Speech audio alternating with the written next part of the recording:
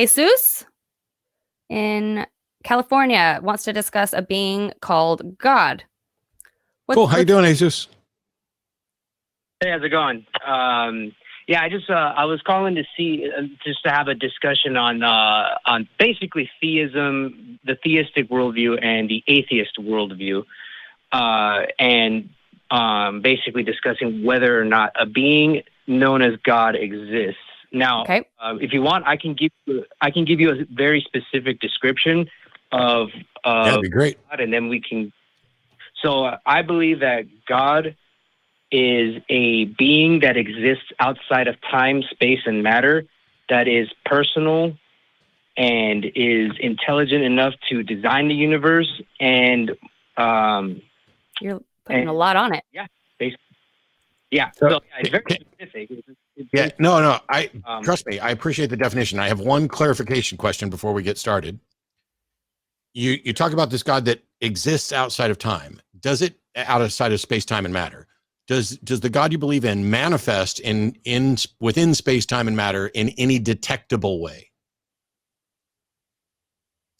Through what I believe is through design. Through design of the. That's not a manifestation. That's an inference from you. Does your God interact with reality in any way that we can detect? Objectively. Yeah. Well, I mean, yeah. That my evidence would be according to the design that. I'm not asking for evidence right now. Maybe this is confusing. Yeah. I realize that you believe that there is a God and that you think this God designed the universe. And so you see evidence of this God within the design of the universe. That's not what I'm asking. I'm asking, does your God, which you think exists outside of space, time, and matter, manifest, do things within reality that we can detect? Yeah. Well, yeah, you're asking if he does things by that. Oh, okay. Then in that case, let me add on to it. Sustains the universe. There we go. So sustaining the universe does not mean that he does anything that does not mean that he manifests in reality in a detectable way. So like there could be ghosts here. Let me try and explain this. Let's imagine for a second that there are actually ghosts. I don't believe that there are ghosts, but let's imagine that there are. But those ghosts are outside of time, space, and matter, and they don't interact with reality at all. If that's the case, then we cannot have any good reason to believe there are ghosts because there is no interaction with reality. Does your God interact with reality in a detectable way? Well, the best way I could say would be according to the sustaining the universe through design. That's not an interaction with reality in a detectable way. Your God doesn't do anything. He doesn't talk to people. He doesn't interact with people. He doesn't answer prayer. He doesn't heal the sick. He doesn't do, does your God do anything that we could detect? Because if you just say you're convinced that you see God, evidence of God in design, that's not interaction. That's your inference. What are you defining as design? What is design? Well, for example, let's see, the cell. Our cells and our DNA are actual. It's code. Oh. Random. Cells aren't code. Cells aren't code. Yes, they are. No, sir. Cells are not code. Even if you were to try to argue that DNA was a code, which I would argue that is an analogy and is not evidence of a mind directing, cells, sir, are not code. A cell is an actual. Never mind. I'm done. No. Well, if I'm trying to correct you so that we can make progress on a definition, and all you're going to do is talk over me, I don't see any reason to keep going. I'm asking a simple question. Does your God manifest, interact with reality in any detectable way? Does he answer prayer? Does he heal the sick? Does he talk to people? Does he give people instruction? Does he give them gifts of prophecy? Anyway. Okay. I'll address the cell part. You are correct. Cells are not code. I know I'm correct. I was mistaken. But however, DNA is. DNA is not a code in the sense that it is from one mind to another. You're not answering his question. DNA is a set of chemicals that are capable of self-reproduction in a specific paradigm. And that's not the question that I asked, because you cannot demonstrate that DNA being able to self-replicate is necessarily an instantiation of a God interacting with reality. That's just an inference on your part. Does your God do anything at all that we could detect? I believe, according to the evidence of design, for example, like I said. No. You're saying that the only reason that you think that there is a God is because cells have codes? No, that's not the only reason. That's just one observable reason. I didn't ask you ever for any fucking reasons at all. I asked you, does your God interact with? How many times do I have to ask the exact same question? He's convinced, and you have not said yes, and you have not said no. Does your God manifest in any detectable way in reality? Does he do things that we can identify?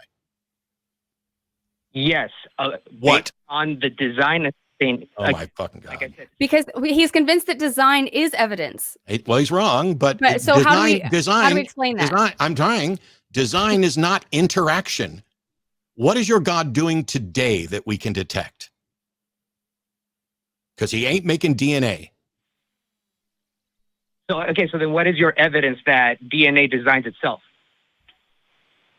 Who said that? Yeah, who said that? Well, you're making Don't assume. the assumption that.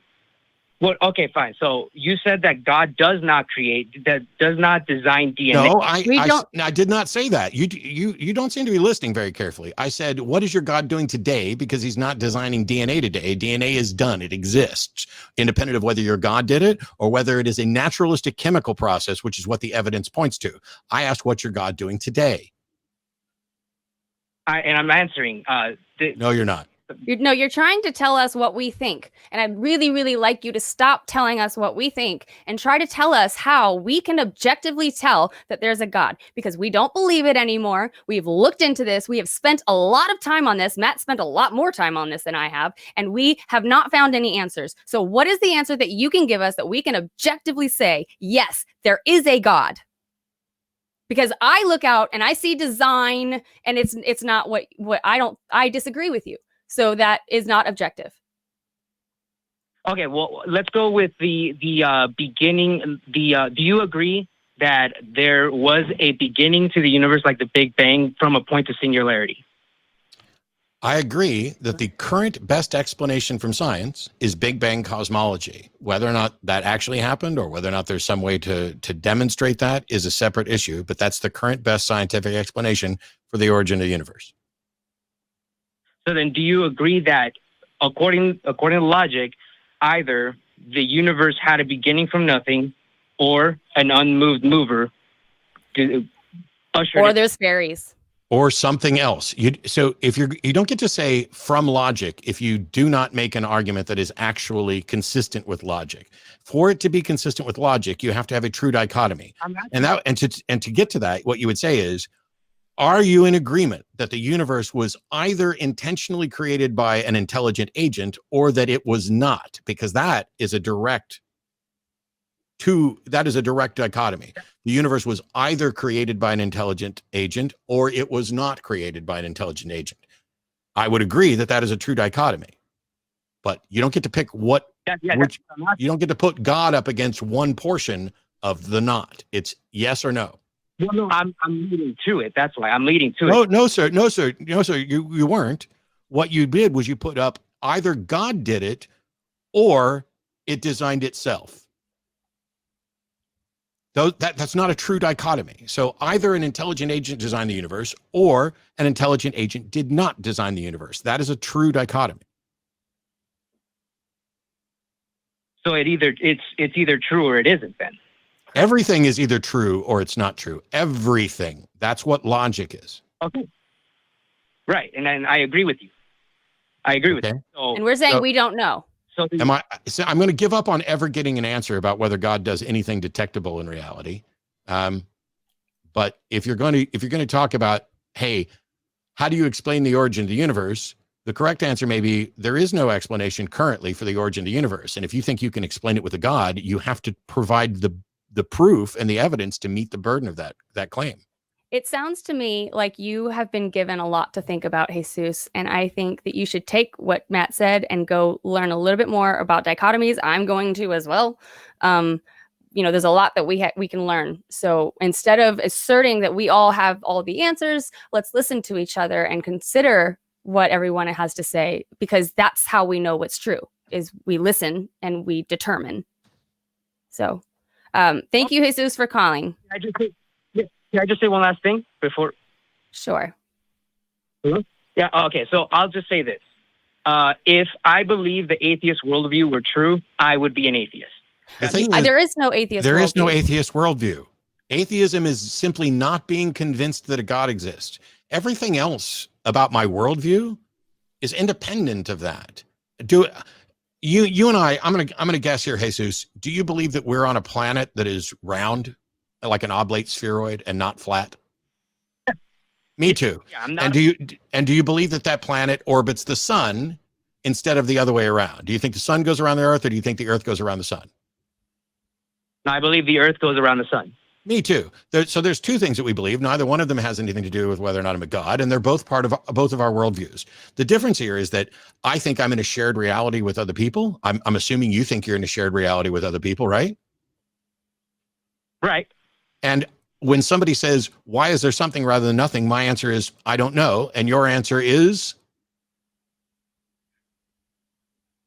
Obviously God. So how is that obvious? And when you come forward and you say, obviously God, first of all, that's a dishonest response, because you're trying to poison the well by claiming it's obvious and implying that the rest of us just aren't seeing the obvious. And so when we then ask, please give us your evidence for God, I'm very thrilled that you're one of the only people who came in and offered a definition of God. However, you included in your definition that God exists outside of time, space, and matter. Well, first of all, I have no reason to think that there is such a place or such a possibility as being outside time, space, and matter. But by definition, nothing exists outside of time, because outside of time is not existence. It makes no sense to say something exists for 0 seconds. Okay? If it doesn't exist with inside time, existence is necessarily temporal. Nothing exists for 0 seconds. Now, the best you could do is say God exists in a different time-space reality that is a meta container for our time-space reality, and then you would have solved that problem that I just raised. The problem is, how do you demonstrate that there's that space exists, that there's any sort of meta container? You can't, which is why I asked about the one and only thing that matters. How does your God manifest in reality? Because if you are claiming to detect a God that is undetectable, you are definitionally irrational. And if you are claiming to detect a God that is detectable, then you should be presenting those detections to us and not simply asserting that it's obvious or that you're convinced that a God created DNA. This is how we go about demonstrating the truth of propositions. You provide evidence for your belief that the reason there's something rather than nothing is that God did it. And until you do that, I am by definition absolutely right and reasonable to say that my answer is still, I don't know, because you haven't met your burden of proof. But you said the atheist worldview is not true. How can that be true? That's not, no, sir. You just don't listen. Neither one of us said the atheist worldview isn't true. We said there is no such thing as an atheist worldview. Atheism is a position on a single issue. If you're not going to listen, I'm done talking. I'm asking because is there not an objection? No, you're not asking. You're not listening. I just explained in great detail. You should go back and listen to the last minute or two over and over and over again, because your immediate response was to accuse me of saying the atheist worldview is false, which is fucking stupid and shows that you weren't listening. Yeah, I dropped him. He's going to go back and listen or call back or something. Yeah. Thank you, Jesus. That was actually my favorite call today so far. That was productive. And it would be nice if more people would actually define their God, because the more specifics you put into that definition, the easier it is to demolish. You would think if it were real, then the more you define it, the easier it is to demonstrate that it actually exists or that it doesn't exist. And that's why the vagaries in the God definitions are the only thing keeping religion alive. As soon as they get to specifics, they lose. Right. He listed off like 3 or 4 things at the very, very beginning. He exists outside of space and time, and this, and this, and this. It's like, okay, well, let's stop at one. Let's stop at the first one. before we go on to the others. So maybe take it one thing at a time, listen to what Matt said over and over again. Like he said, I'm probably going to as well. Or no, you know, go listen to some other people. I'm not here just saying, oh, I'm right and you're wrong. But if this is a call-in show and we're having a discussion, and if in the course of discussion I ask specific questions, and you are completely unable to answer them, that doesn't mean you're stupid. It doesn't mean you're wrong. It just means that you weren't prepared for this particular conversation. So go off and prepare and call again. Yeah. It's good. It's easy. Yeah. Thank you again for calling, Jesus.